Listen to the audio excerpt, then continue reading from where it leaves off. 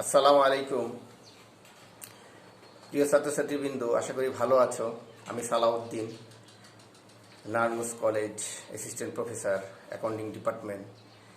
তোমরা যারা H.S.C পরীক্ষার্থী 2020 সালে পরীক্ষা দিবা এবং যারা ফার্স্ট ইয়ারে পড়তেছিলা, যারা ইয়ার চেঞ্জ পরীক্ষা দিয়া তোমরা দ্বাদশ শ্রেণীতে উঠবা, করোনা ভাইরাসের বিপর্যয়ের ফলে সারা দেশের স্কুল কলেজ বন্ধ, কোচিং বন্ধ।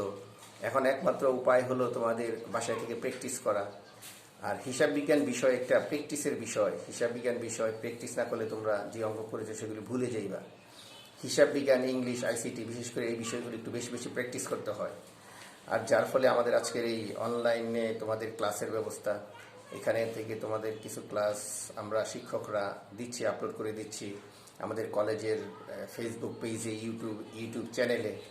তোমরা এই ভিডিওগুলি দেখবা মনোযোগ দিয়া এবং সেই অনুপাতে তোমরা প্র্যাকটিস করবা। তোমরা উপকৃত হইলে আমরা আরও বেশি বেশি ভিডিও করে তোমাদের এখানে ক্লাসের ব্যবস্থা করব। আমি আজকে হিসাব বিজ্ঞানের সর্বশেষ যেই অধ্যায় আর্থিক বিবরণী, সেই আর্থিক বিবরণী সম্পর্কে তোমাদের কিছুটা আলোচনা করব। এই আর্থিক বিবরণী একটা ভীতি কাজ করে ছাত্রছাত্রীদের মধ্যে, কারণ আর্থিক বিবরণী হলো তোমাদের আবশ্যিক ফার্স্ট পেপারে, সেকেন্ড পেপারে, দুই পেপারেই দুটি করে অঙ্ক থাকে। ফার্স্ট পেপারে 20, সেকেন্ড পেপারে 20, এবং দুটি পেপারের মধ্যে এই আর্থিক বিবরণী থাকে। এবং ছাত্রছাত্রীদের আমি উপদেশ দিয়ে থাকি যে আর্থিক বিবরণী তোমাদের সারা বৎসর প্র্যাকটিস করতে হবে, সারা বৎসর প্র্যাকটিস করতে হবে। তোমরা হিসাব বিজ্ঞানের অন্য চ্যাপ্টারের অঙ্ক যখন করবা তখন তোমাকে পাশাপাশি এই আর্থিক বিবরণী প্র্যাকটিস করতে হবে। যখন তুমি ফার্স্ট পেপারে অবদান বই করবা, পাশাপাশি সপ্তাহে একটা দুই আর্থিক বিবরণী করতে হবে। রেয়ামিল করবা, আর্থিক বিবরণী করতে হবে। অংশীদারি করবা, আর্থিক বিবরণী করতে হবে। কারণ আর্থিক বিবরণী হলো হিসাব বিজ্ঞান বিষয়ে আর্থিক বিবরণী ভালো না পারলে কোনোদিনও এই পেপারে তুমি লেটার মার্কস পাইবা না, আর রেজাল্ট ভালোও করতে পারবে না। যখন তুমি আর্থিক বিবরণী ভালোভাবে শিখে যাইবা তখন তোমার হিসাব বিজ্ঞানের অন্যান্য অধ্যায়গুলি তোমার আয়ত্তে এসে যাবে খুব ভালোভাবে। আর্থিক বিবরণী সর্বশেষ যে পার্ট, সেই পার্ট হলো আর্থিক অবস্থার বিবরণী।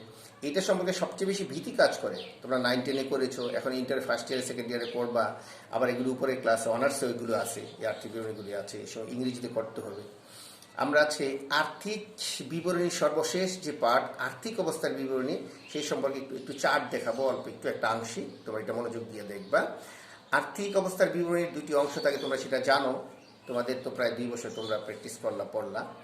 আর্থিক অবস্থার দুটি অংশ থাকবে, একটা হলো সম্পদ, আরেকটি হলো দায় মূলধন বা দায় মালিকানা সত্ত্ব।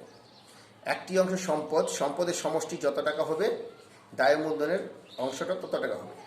আর সৃজনশীল প্রশ্ন হিসাবে সম্পূর্ণ পার্ট কিন্তু একসাথে চায় না।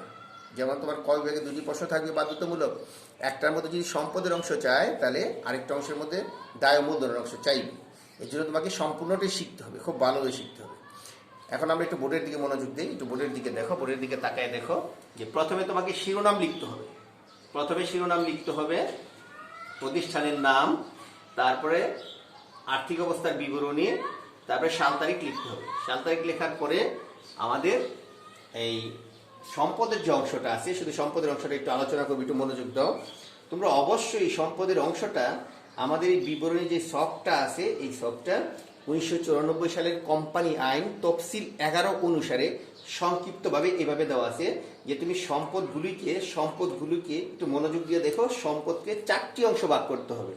স্থায়ী সম্পদ, পরের পয়েন্ট হলো বিনিয়োগ, পরের পয়েন্ট হলো চলতি সম্পদ, আর সর্বশেষ হলো অসমন্বিত খরচসমূহ বা অসমন্বিত ব্যয়সমূহ। আবার বুঝি শেখো, প্রথমে হলো স্থায়ী সম্পদ, আমরা সবাই স্থায়ী সম্পদ চিনি বা জানি। পরবর্তী পয়েন্ট হলো বিনিয়োগ, পরবর্তী পয়েন্ট হলো চলতি সম্পদ, সর্বশেষ অসমন্বিত খরচসমূহ। তোমরা অবশ্যই এই 4টা পয়েন্ট মুখস্থ করে নিবা, must be learn by heart. স্থায়ী সম্পদ, বিনিয়োগ, চলতি সম্পদ, অসমন্বিত খরচসমূহ। স্থায়ী সম্পদগুলি তোমরা সবাই চিনো। স্থায়ী সম্পদগুলি কিভাবে লিখবা? সুনাম যদি থাকে প্রথমে তুমি সুনাম লিখবা, সুনাম যদি থাকে প্রথমে সুনাম লিখবা। সুনামের অবলম্বন যদি থাকে তাহলে ইনার কলমে তুমি বিয়োগ করে এইখানে তুমি টাকাটা দিয়ে দিবা। যেহেতু এই পার্টে আমি 2টা টাকার ঘর করেছি, তুমি যদি 3টা দিয়ে করো তাহলে 3টা দিয়েও করা যাবে। প্রথম অংশে তুমি যোগ বিয়োগ দেখাইবা। 2টা টাকার ঘর করলে যোগ বিয়োগটা ইনার কলমে করা যাবে। তাহলে সুনাম বাদ অবলোপন, ভূমি লিখবা, কলকব্জা যন্ত্রপাতি, এখানে তুমি পুঞ্জীভূত অপচয় বাদ দিয়া দিয়া লিখবা। যে সকল স্থায়ী সম্পদের মধ্যে অপচয় থাকবে, পুঞ্জীভূত অপচয় থাকবে, পুঞ্জীভূত অপচয় বাদ দিয়া তারপরে নেট অ্যামাউন্টটা এই ঘরে লিখতে হবে। স্থায়ী সম্পদের মধ্যে শুরুতে সুনাম হবে আর নিচে প্যাটেন্ট ট্রেডমার্ক হবে, প্যাটেন্ট এবং ট্রেডমার্ক হবে, আর মাঝখানে ভূমি, কলকব্জা, আসবাবপত্র, যন্ত্রপাতি, অন্য যত স্থায়ী সম্পদ আছে, ইজারা সম্পদ, সকল সম্পদগুলি এখানে লিখবা, একই নিয়মে লিখবা, অবচয় অবলম্বন বাদ দিয়া তারপর এখানে লিখবা। তারপরে এই যোগফলটা এখানে দিবা। এই যোগফলটা এখানে লেখা যাবে মোট স্থায়ী সম্পদ, লিখলে ভালো, না লিখলেও কোনো সমস্যা নাই। বিনিয়োগ, আমরা যখন অঙ্ক করি দেখা যায় কি একটাই বিনিয়োগ আছে, তাহলে এখানে এই পয়েন্ট আমরা লিখতে পারবো, পয়েন্ট না লিখলেও শুধু 10% বিনিয়োগ বা 12% বিনিয়োগ যেটা থাকবে সেটা আমি সরাসরি এখানে লিখে দিব। যেহেতু অঙ্ক খুব বড় এবং জটিল আসে না, এই জন্য বিনিয়োগের পয়েন্টে সাধারণত একটাই বিনিয়োগ পাওয়া যায়। বিনিয়োগের পয়েন্ট কিন্তু দুইটা আছে, আমরা সেদিকে যাব না, শুধু বিনিয়োগ পয়েন্ট লিখে আমরা 10% বা 12% বিনিয়োগ যেটা থাকবে সেটা এখানে লিখবো। তবে খেয়াল করতে হবে যে বিনিয়োগের সাথে বিনিয়োগের বকেয়া সুদ যোগ করে লেখা যাবে না, অবশ্যই মনোযোগ দিবা, খেয়াল করে দেখবা যে বিনিয়োগের সাথে বিনিয়োগের বকেয়া সুদ যোগ করে লেখা যাবে না, এই কারণে যে বিনিয়োগের সুদটা হলো চলতি সম্পদ, এটা নিচের পয়েন্টে যাবে। পরবর্তীতে আমাদের 3 নম্বর পয়েন্ট হলো চলতি সম্পদ। 3 নম্বর পয়েন্ট চলতি সম্পদ। আমাদের প্রথম গেল স্থায়ী সম্পদ, বিনিয়োগ। এখন এখানে আমরা চলতি সম্পদগুলি লিখব। রেয়ামিনের ডেবিট পাশে যে সকল সম্পদগুলি বাকি আছে সেখানে এটা সমন্বয় থেকে আসবে। বিনিয়োগের বকেয়া সুদ আমরা লিখব, তারপরে সমাপনী মজুদ পণ্য লিখব, হাতে নগদ লিখব। এগুলি এখানে তোমাকে সিরিয়াল মেনটেন করে লিখতে হবে না, তুমি শুধু চলতি সম্পদগুলি খুঁজে খুঁজে লিখে দিলেই বাস হয়ে যাবে। সমাপনী মজুদ পণ্য, হাতে নগদ, ব্যাংক জমা, অগ্রিম খরচ থাকলে অগ্রিম বেতন, অগ্রিম ভাড়া এগুলি লিখব। তো বিলম্বিত বিজ্ঞাপনটা এখানে না লিখে এই নিচে এনে লিখব। চলতি সম্পদের আমি যোগফলটা যখন এখানে লিখব, আমি যোগফলকে লিখতে পারি যে মোট চলতি সম্পদ, না লিখলেও সমস্যা নাই, লিখলে ভালো, না লিখলেও নম্বর কমবে না তোমার।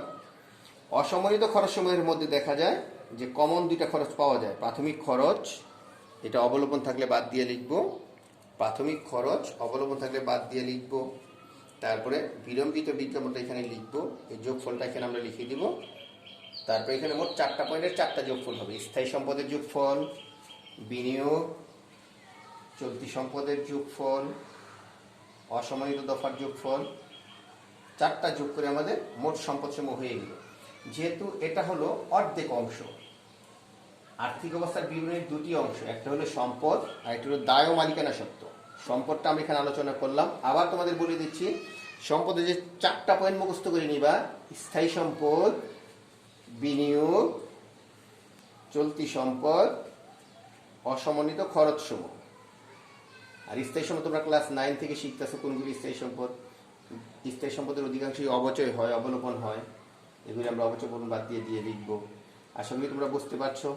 এ থেকে তোমরা যদি উপকৃত হও তাহলে আমরা চেষ্টা করব ধারাবাহিকভাবে তোমাদের এই ক্লাসগুলি করানোর জন্য। আমি কিছু অঙ্ক তোমাদের করে দিব, যদি তোমরা বুঝো তোমাদের উপকার হয়, এই প্রয়াসে। আজকের জন্য এই পর্যন্তই। আল্লাহ হাফেজ, ভালো থাকো সবাই, প্র্যাকটিস করো, প্র্যাকটিসের পরামর্শ রইল।